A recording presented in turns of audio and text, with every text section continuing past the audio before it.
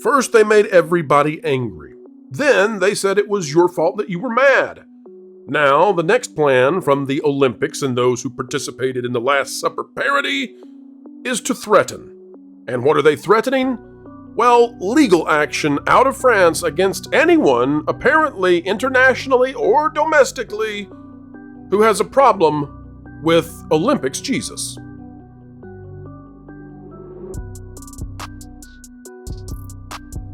Hello folks, welcome back to the Pro Channel, where we endeavor to explain entertainment, keep you ahead of the culture curve. That is the job here, and despite the threats that may come our way, our job is to report the news as accurately as we possibly know how. That is the job, and we take it seriously. Today we're going to dive into the person who was playing the role that you would traditionally see in the painting of Leonardo da Vinci as Jesus.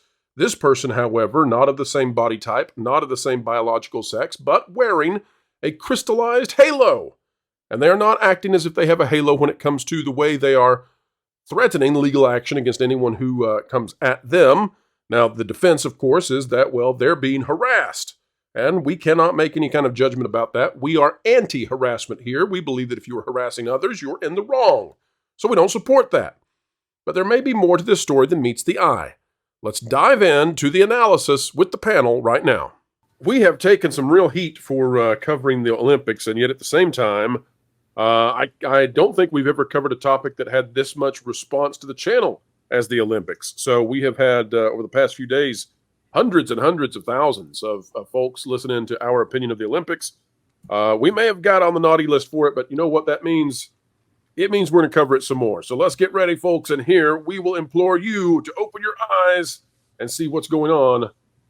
This thing is getting much hotter. For those of you who don't know, we'll give you a slight intro here. The IOC, the Olympics Committee, and everybody involved in NBC and France, Paris, everything beyond, they've been really working hard to gaslight and backtrack because the parody depiction of the Last Supper, which is a very important event in Christian history and in Christian theology, that parody did not go over so well. And it actually, so when I say it didn't go over so well, what I mean is that it chased away advertisers, it chased away viewers, and it chased away money. And well, they might not care about very much, but they do care about money. And so they've tried every way they can to backtrack this and gaslight people and make them believe, oh, it was never, ever, and ever a parody of the Last Supper. We were doing a parody of Greek tableaus. Well, that's not true. We'll tell you in just a moment. But this is where we are now. We're into threat mode. So this is out of the Associated Press, hosted by the New York Post, and it says, Olympic opening ceremony DJ filing legal complaints for online abuse over Last Supper. Now, who is this opening ceremony DJ? Well, it's the Olympics Jesus parody. A storm of outrage about the Paris Olympics opening ceremony took a legal turn Tuesday with a DJ who performed at the show saying her lawyer is filing complaints over a torrent of threats and other abuse that the LGBTQ plus icon has suffered online in the ceremony's wake. Barbara Butch's lawyer, of course, let that name sink in for a minute, said in a letter posted to the DJ's Instagram that Butch, oh, cosmic, oh, you know, just can't make this stuff up, has been threatened with, well, these things that we can't say on this platform, and has also been the target of numerous things that we also can't say on this platform. Butch's, never gonna get through this, Butch's agent confirmed to the Associated Press that the Instagram account is the DJ's. And if you're wondering who is Butch, I'm never gonna get through this. Well, I can't blame you for wondering, but it's the person in the middle. I'm having a lot of difficulty determining who is Butch on this picture. The middle person in the blue dress with the halo, who is portraying Olympics Jesus. Yes, doesn't look very Butch to me. When they're saying DJ, are they saying like a disc jockey or like what?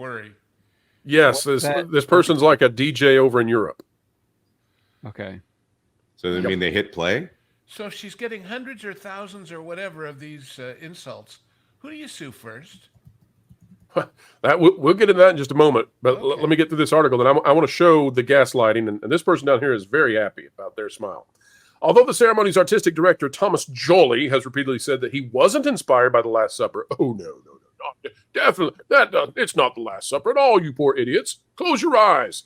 Critics interpreted part of the show that featured Butch as a mockery of Leonardo da Vinci's painting showing Jesus and his apostles. Wait, Butch, who calls herself... Question. This guy's name is Thomas. I do have a question here. This guy's name is Thomas Jolly. The other person's name is Butch. Like this is supposed to be France, right? Isn't that interesting? I have thought that before too. That's come to my mind. It's Thomas Jolly and the Butch Dance Kid. You know, it's a classic story. That's perfect. But and can I just say, not to be mean, but I believe we could use less supper in this image. Less supper would be beneficial for all of them involved. Oh, you're being, what was that word up there? Grossophobic? Or grossophobic. Oh, gross. Butch, who calls herself a love activist, wore a silver headdress that looked like a halo as she got a party going during her segment of the show, and also ran off advertisers and viewers, etc. Okay, so DJ now. Here is the key to see. Paris Olympics organizers have said there was never an intention to show disrespect to any religious group, and that the intent was to celebrate community tolerance. Now, we've reported on this before. We're going to do it one more time here today. That's all nonsense. But since this person is now threatening to sue, and we'll come back to the article to show you what the legal threats are, we're going to go back to X for a moment with Thomas Stevenson, and we're going to scroll down to what's going on here. It says, after heavy backlash against the Olympics for what many have said is a drag queen parody of the Last Supper, the Olympics disagreed, saying this: the interpretation of the Greek god Dionysus makes us aware of the absurdity of violence between Dionysus. Thank you. Between I pronounced it right 2 days ago, and somebody corrected me. He's making a list. He's checking it twice. He's going to find out who's Dionysian nice. Yeah, I've also heard Dionysus as well, depending on where you are. But so that's nonsense. I love that. All right, so we've got this. The woman in the center of the crowd around the table said differently on social media, sharing posts that have defended the Last Supper depiction, as well as posts saying that she was the Olympic Jesus. And if we were to click on this Instagram, which we will not for reasons that I won't explain, but people out there can figure out on their own. If we go there, you'll see that exact thing, including this, which lists her as playing Olympic Jesus, literally in the itinerary. Butch shared a post of her getting pointed out in the line of people with the headline from NBC News that declared Last Supper as being what was there. Thomas Jolly is the artist behind the opening of the Olympic ceremony. Butch also shared posts defending it as the depiction of the Last Supper, as seen here. And again, these are in French, but they are referring to the Last Supper. The text in this post, made by user Baptiste Bellieu and shared by Butch, translates to this per Google Translate: I see people getting indignant about this passage. I would like to know if they were also indignant when ... This individual also posted pictures of the Nintendo version of the Last Supper, Star Wars Last Supper. Butch also shared that this post that has been seen from multiple accounts, describing the image as the gay New Testament. So, in other words, they were fully on board with making this be a parody of a religious moment until they were not, until it became obvious that the backlash was bigger than what they had hoped for. Now, here's what we've got. My wish isn't to be subversive, nor to mock or to shock Jolly, the one who made this thing, not the Olympic Jesus, but the person who directed it. Most of all, I wanted to send a message of love, a message of inclusion, and not at all to divide. The statement from Butch's lawyer said she, that being the person who portrayed Olympic Jesus until she was an Olympic Jesus, now she's just a nondescript halo person at the Olympics. The statement from Butch's lawyer said she is filing several complaints. Typically, French judicial authorities examine such complaints and determine whether to launch a formal police investigation. The statement said Butch has been the target of extremely violent campaign of cyber harassment and defamation. In a statement of her own, also posted on Instagram, Butch said, "Whatever some may say, I exist. I've never been ashamed of who I am. I take responsibility for everything, including my artistic choices. All my life, I've refused to be a victim. I won't shut up." And so the lawyer's statement goes on to say that whether these things have been committed by French nationals or foreigners, there's an intent to prosecute anyone who tries to intimidate her in the future. So we've seen this playbook before. Jonas, what are your thoughts? What in the world is violent cyberbullying? I don't understand. Like, turn it off. turn off the internet. It's okay. You can shut down the app on your phone, leave it alone, and they go away. I don't understand what that means. Also, let's play a little devil's advocate here. Let's say these. I think they've already done that, Jonas. Don't worry.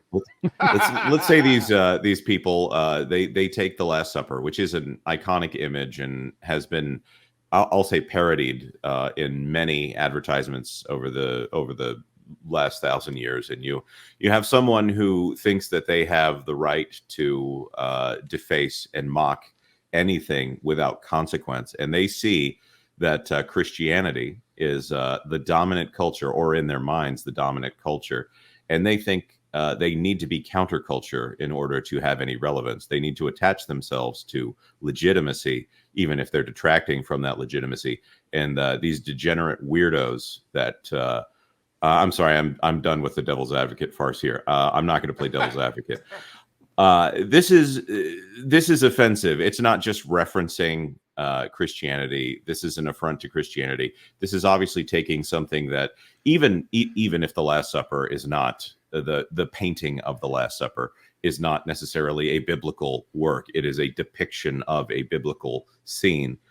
They know what it is. They know the significance. They know that they were being offensive. That was the point of it, was to try to be offensive. I just don't think that they realized it would be so offensive that they would get backlash. They thought it would be so offensive that they would get praise for it. And now the chickens have come home to roost. So I will disagree. Okay. Oh, wow. Okay, go for it, Lawyer. Backlash is exactly what they want because they're attention whores. I think yes, and economic arsonists. And by the way, just playing, as you said, devil's advocate, funny how I bet their attitude would not be the same had they depicted Muhammad in this way. Because in that city, they wouldn't last the night. No. And so, it's okay, if you want to burn down Notre Dame or do this, because, hey, what the heck? It's just those wussy Christians who actually forgive and care and love. But anybody else, not so much. So, John, they're using the playbook that we all know so well. They've done this over and over. So first it was offend purposefully. Then it was obfuscate that they ever intended to offend and pretend like the people who are offended are idiots for being offended. So that's the gaslighting. And now they've moved on to threaten. So if you cover us, if you report this story accurately, if you bring up the vast receipts of us being caught making this be the Last Supper and having a good time mocking, Christ and Christians, now we're gonna threaten you legally. There's one more aspect to this, though, Pro. Please. I am told in several sources I read this morning, I should have had one ready if I'd known, Google and YouTube are not allowing the clip to be shown. That's true. Well, YouTube did. The Olympic Committee has been copyright claiming it. Is what right. Everything. Yeah. So they want to make this go away. They think, but surprise! It ain't so going away. John, walk us through. There's the 7 stages of grief. This is the 7 stages of grift. Walk us through how this is going to go.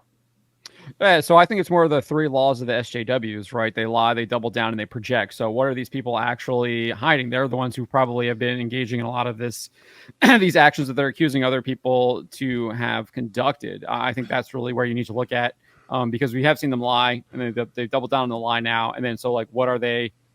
They're accusing us of the ones doing something that's usually what they're actually doing. I think that's kind of where we're at here. I do want to go back to what Jonas was saying as well. And I also disagree with his assertion. I think this is a humiliation ritual. This was done on the largest stage that they possibly could fathom, the Olympics, where it's being broadcast to every single country that participates in the world, the largest audience possible. About 3 billion. So you're right. There's not a bigger, whoa, and we've got some popping in the background.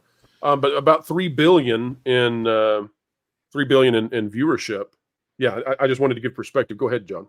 Yeah, so it's done to demoralize and humiliate, in my opinion, to try and make people not want to we are in charge now. This is the way things are now. You have no power here. We're in charge. I think that's really kind of what they're trying to, or what their original intention was here. I don't think that obviously worked. We saw people resist and have been speaking out against this, demanding that it be kind of shut down, demanding that it be condemned by leaders across the globe, which I actually really cheer that on, that people are not being demoralized by this anymore. They are fighting back against it. They are resisting it. But I do think that was the intention, was to demoralize and humiliate. I think that was like, and obviously it obviously is done to mock as well. But I think a lot of the reason was to show that they are the ones that have power here no longer. And I think there's lots of little different layers to that. Obviously, there's the Christian angle, but I also think it has to do with the French elections as well that just took place, like a month ago. And I think right, where the representation of France is not reflected by the way that voting happened. Correct. Yeah. Yes. So, yep. So that's kind of how I look at a lot of this. No, I think you're exactly right. I think the new part of this story, of course, is that they've switched now to the threat side of things. So we've went from, as you said, the very public mocking, shaming, insult, injury, everything they can do to make as many people as mad as possible. And then they went to the, oh, well, we never did that. You're a bunch of rubes. You don't even know about Greek history. And now it's moved to legal threats. So if you post a video of this, we'll take your channel down. If you post this on X, we'll do everything we can to manipulate the system there to get your post removed. And if you tell the truth, we're going to bunch you in with all of these invisible haters, and we'll take legal action against you. So that's where we are. And I think none of this is working for them. Folks, we've come to the end yet again. Another adventure of pure excellence right here on YouTube, streaming to you from somewhere sunny USA. It's a beautiful studio, but you know what? You are more beautiful. You make every day a grand opportunity for us. Thank you so much. On the way out the door, consider clicking the like button, share, subscribe, click it, stick it to the algorithms. It is the notification bell. Drop a comment down below. Let us know your thoughts. And folks, we greatly appreciate your support of Vacation Radio. Link to Vacation Radio is in the video description. Click on it and help us out. We can't wait to bring you even more radio stations of original content real soon. Folks, wherever you are and whatever you're doing, keep learning, keep growing, and keep having fun.